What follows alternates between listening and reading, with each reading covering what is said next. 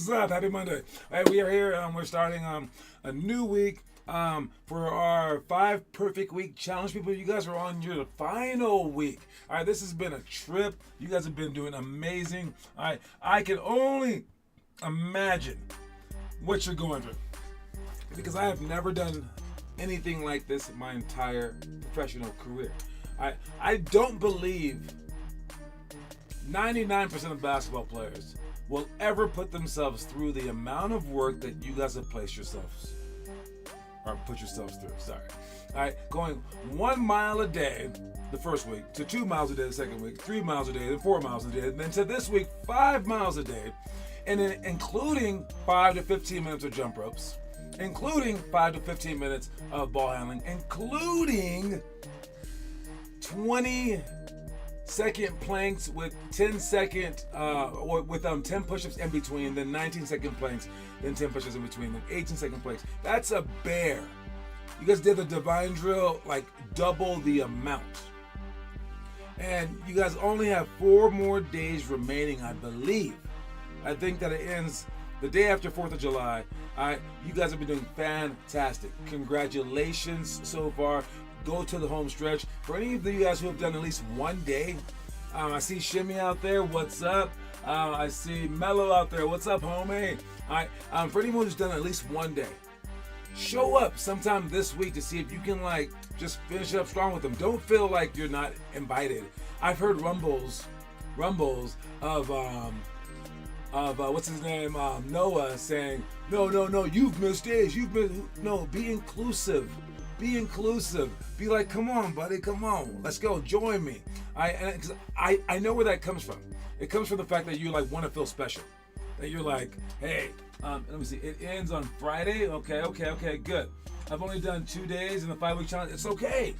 Show up one of these days. Show up on the last day. Have a big party about it. I know it's a lot harder than it was then, but you've taken days off. So, they've done 35 days. You've done 3. So you should be able to hang with them because your body's not as tired, right? So there's some pros and cons in that, right? I also know that it's a ton more than just the first week stuff. But I say just show up and be inclusive in this stuff because some people, they can't go 35 straight days. But you should appreciate them coming any days at all because they wanted to improve. Maybe not as much as you, but they wanted to improve. Because when you start pushing people away, then you're gonna have so much less inspiration for yourself. And you don't want to do that. You want as much inspiration as possible. That's why part of this drill, part of this challenge was to get friends to do it with you. All right, because you want to inspire yourself to do more. So, you guys out there, don't be petty about stuff. Please be inclusive, but finish strong. Fantastic job, everybody. All right, let's talk about, we're going to go straight to our itinerary for the day. We ain't even, I'm going to go to the homework. Oh, there you go. All right, so we're looking at the homework. Roni with the drills for the day. He's preparing for the stuff with the book, with the stuff that we talk about on this show. It's everything that we're doing today. He's posting the homework so we know that he's done it, so we can see that he's done it. All right? It's one thing to do homework, but it's another thing to turn it in. Doing the homework, what does turning in your homework really do? Does that make you smarter to turn in your homework? Do you learn anything by turning in your homework? Well, actually you do. You learn responsibility. You learn accountability. But also, your teacher gets to see the thing. And you can't take off days because they are like, no, you didn't turn it in. And I don't care if your dog ate your homework. So post when you work. And also this inspires other people. So Roni, I see you out there. Great job. Who else was there? That one's me. So Lincoln doing some ball handling. Got Teo doing the drills as well. Fantastic job. I'm thinking about adding Kieran and Declan. I see you guys from yesterday, I believe. Thinking about adding a coin. I'm gonna give you guys $50 per month. Whoever posts the best homework. The best, meaning I want it labeled correctly. I want to know what drills were in it. I want it down to a science. And whoever does it the best receives a coin by the end of the month. So we can like give you guys money for posting the homework too, because you just don't want to just post. So I'm gonna pay you guys to post homework coming up soon. All right. Anyways, but as now we're going to the itinerary. Now let's check the itinerary of this. What's up, Teo? All right. Homework that you guys should be doing coming up here. And getting ready for Wednesday. We are off on Friday because of the stupid holiday. No, I'm joking. It's not a stupid holiday, but we are off on Friday because of the holiday. And I figure everyone's going out of town anyways. But we're on Monday and Wednesday. And on Wednesday, we will be doing all the stuff to the left. All right? And you guys should be doing that homework stuff tonight, or do it tomorrow, or do it the next day before practice, because that's what we're doing. We're doing alley-oops. You can look on our website, see all the drills, all right, and do it like that. We have wall passes as well, deflect to layup. You can practice that, zigzag sprint D, anchor layups, and point blank layups. Don't take that stuff for granted. All right, look it over. At least look at the video, let alone try. At least look at the video, dude. And again, you can find all that information on our website at limitlesshoops.com, or you can check out jamball.com. It's on both websites. All right, and it's right here. Click on the side, scroll down, click on curriculum, and then click on not challenges, not homework, but drill demos. All right, and on the drill demo page, you just type in the name of the drill, and then it comes up like that, and then boom, you got it. All right, and when it comes up, you just look at the video. It should remind you if you've done it before, and then you do it on your own for like 5 to 10 minutes. Post that stuff so we know that you're doing it. If you don't want to post like the entire like 5 minutes, post 30 seconds of it, whatever. But whoever posts like the best, I'm gonna give the reward to. Okay, so again, heads up for that. As for today's workouts, the stuff that we're doing today, the one that I just pulled up was the divine drill. That's getting planks and push-ups. All right, that's what you guys are doing for the 5 perfect weeks challenge too. We have one-on-one with personal rules where I tell you what to do, but I whisper it to you. And you have to do that because I want the defense to try to figure you out. And I also want to challenge you to do a particular type of move, because you should be trying to figure out what your opponent's doing anyways. All right, so I want you to get into that mindset. All right, and also I'll challenge you guys offensively to do something crazy. All right, speaking of crazy, we have the indirect Euro steps. All right, that's a drill that we're doing as well, where we bounce the ball, avoid them, then go back toward the rim. We'll be working on the intricacies of that tonight. Then we got the Kyrie spin to J, which is a crazy move. It includes basically like 4 moves together. All right, but we're gonna be going over that, so make sure you guys watch the video as well. Then we have hurdle layups, and then we have 180 side or fake handles, which I'll talk to you guys about last. But watch the videos right now, all right, to see what we're doing today. First one is the divine drill. All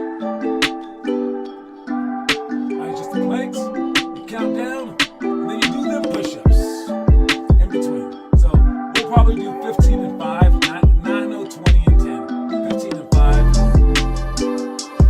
Now it's 14 seconds and 5 push-ups. Then 13 seconds, 5 push-ups. 12 seconds, 5 push-ups. All the way down to 5 seconds, then 5 push-ups. Very, very hard drill. Your abs will be shaking. Woo! But you get that 6-pack, right? All right. You don't need Ozempic, okay? Ozempic is that weight loss thing. You don't need that. You got the planks and the push-ups. It'll make your abs so strong. You'll be like ridiculously sexy, okay? I promise. All right, next one. We got one-on-one with personal rules.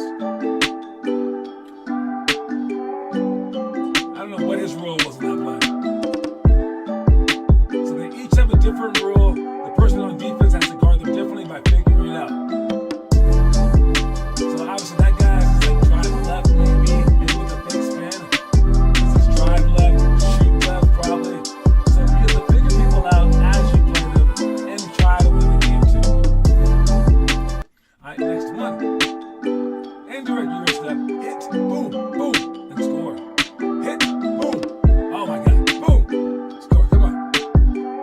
Don't stop your momentum on this play.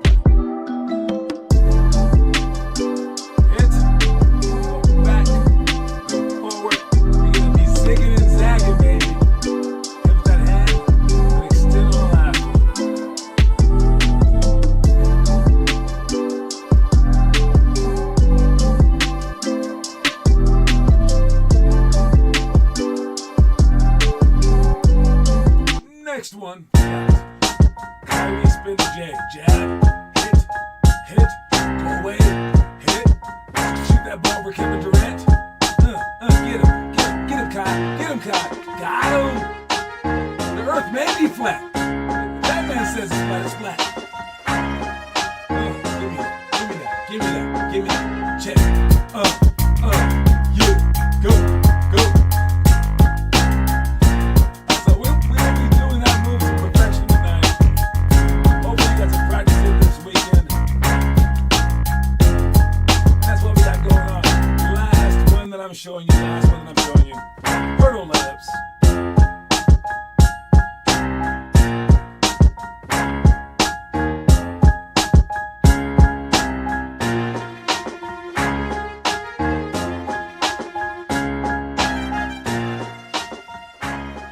So for hurdle laps, we are bouncing the ball with our opposite foot, picking the ball up with two hands, and then taking our two steps so that we can shoot floaters, we can pass still, we can do a bunch of stuff. When you take that ball at the last second and put your hands on it and throw it up, it's easy to block that crap. But if you have the ball in two hands, as you take those two steps, it's really hard to block. And then we have 180 side or fake handoff. That is a dribble out, and they either go back door, come for a handoff, or we go fake handoff with the stutter step and then toss the ball up. I will show you guys that one more tonight. It's kind of hard to show you guys online right now, but yeah, I'll see you guys for that one. And let us move on to the quote of the day. The quote of the day today is little things. All right, and it is these little things that add up. We always hear that, all right, but I mean, it's true. And if you can apply this concept on a daily basis, but also a workout basis, and also a gamely basis, then that's how you can dominate. All right, what's up, Roni? All right, you can dominate because you care about every single inch. All right, and any given Sunday, they were like, the inches we need are everywhere around us. They're in every break of the game, every minute, every second. And in this life, if I'm gonna have any more life left in me, Al Pacino says, it's because I'm willing to fight and die for that inch. And when you look at the majority of your career, and you try to be like, yes, I want to make the NBA. It's gonna take me 10 years. That's a lot. I'm with you. This book is freaking huge too. And this is just like 1 year, or I mean, yeah. And this is too much to worry about. Just look at one page. Just look at 1 second. Just look at one little bitty workout. Just look at the 50 seconds that we do per drill in our warm-ups. Just think about the next 10 seconds. And you eat up that 10 seconds and you do that 10 seconds perfectly. Can you work for 10 seconds? Then once you do, can you work for 10 more seconds? It's if you do that, you don't want to have to worry about the last seconds of games. You want to worry about being clutch because you'll already be up by 20. If you care about every single solitary rebound and every single rotation and every single loose ball and every single box out and every single time you touch the ball you made you don't have to worry about nothing. All right? The little things take care of the big things. All right? The little things take care of the big things. Do you hear that? All right, so make sure that you're taking care of those little things. The little things are the most important things, and it's the people who gloss over these little things that end up losing. I've seen some players out there who are doing all the wrong things, and they're not like your average players. They're like future NBA players or current NBA players. They'll take the ball instead of swinging it through and passing it with their left hand. They'll pass it with their right hand across their body, like I tell you not to do. But when they pass the ball across their body, they can jump higher than you can, and they're quicker, and they're faster, and they're stronger, and the ball actually gets there. But when you do it, it hits the other person's hand because you don't have all those things. Does that make it right? No, it doesn't make it right, because once they get to playing a person who's bigger and faster and stronger than them, that same ball gets tipped the same way that it got tipped when you had it. And that's why when you guys play against worse players, I don't let you guys do things, even if it's successful. You'll go for a rebound without boxing out and grab it, and I will yell at you, right? Because you didn't box out. And you're like, but I got the rebound. I'm like, I don't care. And for those of you guys who have been with me long enough, you know for a fact, if you box out and they get the rebound, I will cheer you on. Because it's impossible to get them every single time, but it's not impossible to do the right thing every single time. So that's why it's the little things that matter, because I'm not looking for the one time. I care about the whole time. All right? I'm not caring about like the one mistake you might do. I care about all the championships you may win in the future. All right? So stop thinking about the here and now and thinking about like the instant gratification stuff. Think about the long term. So it's the little things. That's today's 2-word quote of the day. Don't forget it. Little things. All right. Let's move on to the. Let's go to the. I don't know what I want to do. Let's go to the news. The news. Since everyone likes the news.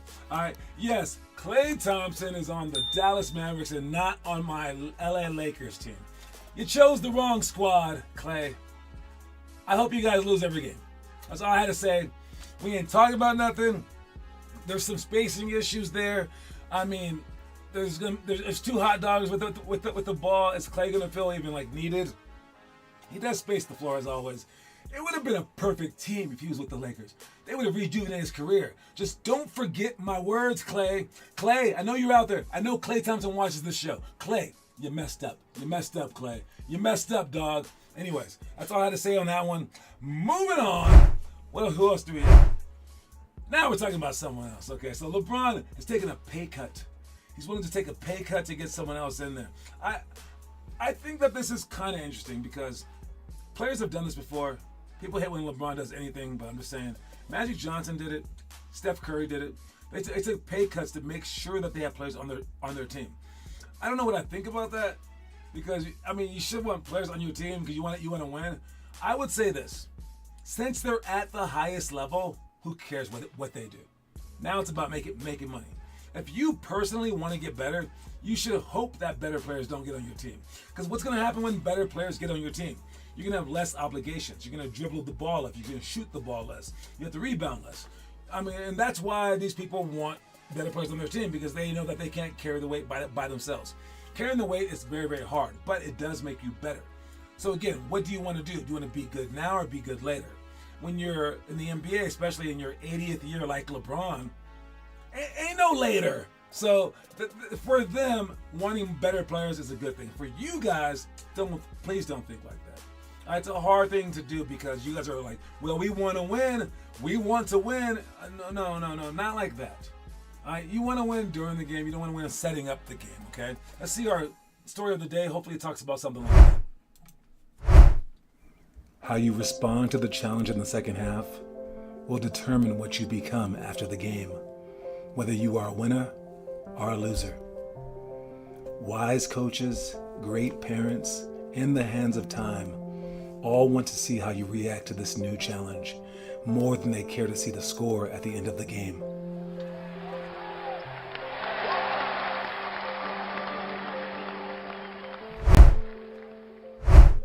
That is a great story that does parallel what I was just talking about.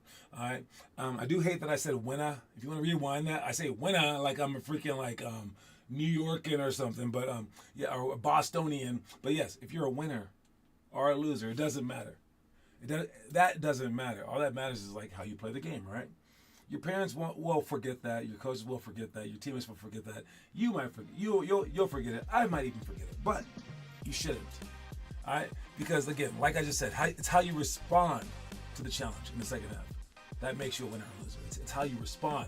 All right? So it's like, and I remember growing up, I was actually very good at this. I think nowadays I'm still decently good at it. All right? But when you're down by 60, you know what? If you guys have ever played Wordle, all right? Wordle is like a word game, okay? On the old iPhone here, all right? If there's a basic game, but then there's this other one called Rescue Quordle. Quordle is one that has 8 different Wordles, and you can guess like one time for all of them. It's weird, but for a Rescue Quordle, if I'm going to explain this right, it guessed 4 random guesses for you, and it messes you up, and then you have to like come back at the last second. And I know I didn't make those mistakes. The game made the mistakes. So if you mess up more than once, you're just done. So it's like the hardest version of Quordle Wordle, okay? For games, in basketball games, it starts off 0-0, sure. And everyone has 0-0. But don't you wonder how you would do if you were down by 20, if you could come back? Don't you like want to be good at that? Well, don't you need like a lot of practice to be good at that? Because, wouldn't you want to be a person good enough to come back from 20 down? Or I guess good enough to keep a 20-point lead? You want all different kinds of scenarios, right? But what happens is this. When we get up by 20, we start to just joke around.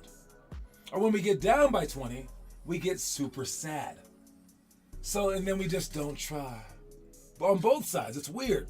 When this is your one time to practice this really unique thing. So we should just like add the score and say, okay, you're 20 down, and here we go. I mean, because it's what got you down is what's making you sad. And you forget the main goal is you're down now. Now, what are you going to do? You have a chance for greatness now. That's where greatness comes from. Greatness doesn't come from, man, they were up by 100 and they kept that lead. No, greatness is like, you got beat up. You're like, you got hit in the face. The refs are against you. The crowd's against you. You're down by 20. There's only 6 minutes left. You ain't got no more strength in you. And all of a sudden you were like, let's go. And then you catch up. Game-winning 3. You hit it and they're like, oh my God, you're so mentally strong. That's greatness. And yet, we don't feel the need to practice that kind of greatness. We don't even want that kind of greatness. When we get in the shoes of that kind of greatness, we're like, oh no, not me.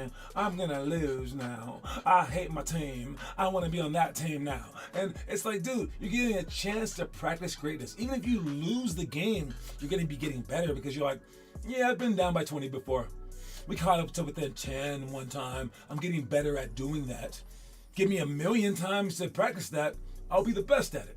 So see it for what it's worth, basically. And again, I'll say that whole motivational thing again. It's how you respond to the challenge in the second half that would determine what you become after the game, whether you are a winner or a loser. Wise coaches, great parents, in the hands of time, all want to see how you react to new challenges more than they care to see the score at the end of the game. Same with the college coaches who will be looking at you. They just want they want to see you struggle and be like, how's he gonna react to this? Oh, nice. Oh man, that kid just got benched and he's like still cheering for his team. I like that guy. I knew he could score already. I just want to see how he'll react to adversity. Nice. So they're looking at that kind of stuff. So show them what you got. All right, show them what you got. We got our trivia question of the day. We have 8 more minutes to answer it. Last month's winner was Austin Maxson. Congratulations, man. He won, beat him on the last day. So he got the $50 coin. Today's question is, for which two people, did Hoya fans create rejection row section under a rejection row section under the basket? All right.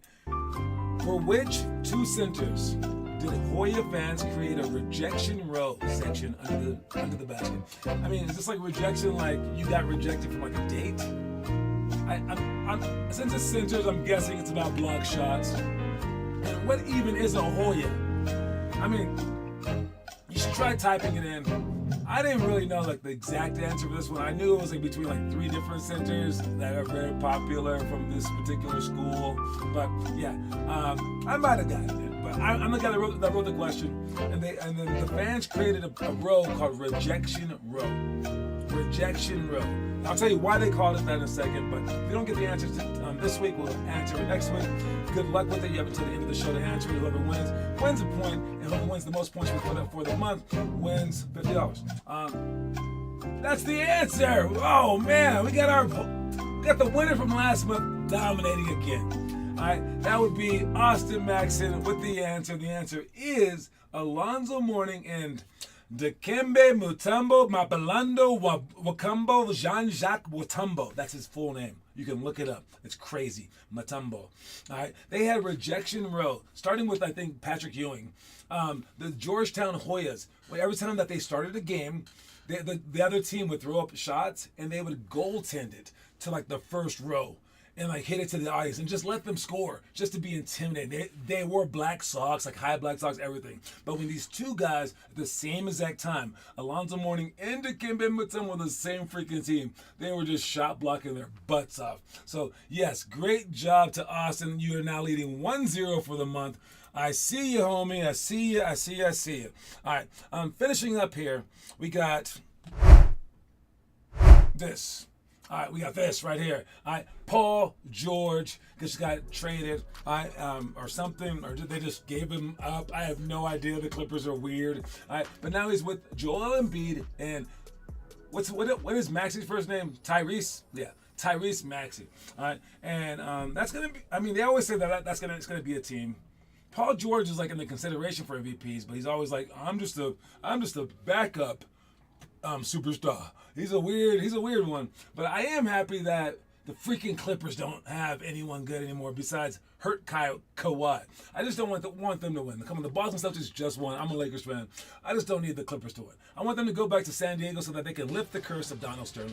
And maybe this is one step toward that. But yes, people are talking about Paul George. And they think that these guys are going to be the front runners in the East, but they think that every single time. So I don't know what to say if we've given them enough opportunities already. Embiid's always hurt still, but Maxey is the real deal, and Paul George is extremely solid. Is that just 3 superstars? Is that 3 MVP candidates, kind of like still in their prime-ish on the same team? But now super teams don't really work as much. I don't know what to think about this.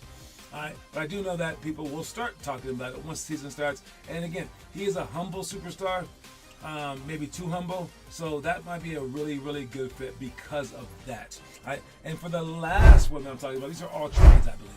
This is not a trade, though. This is a coach from Colorado.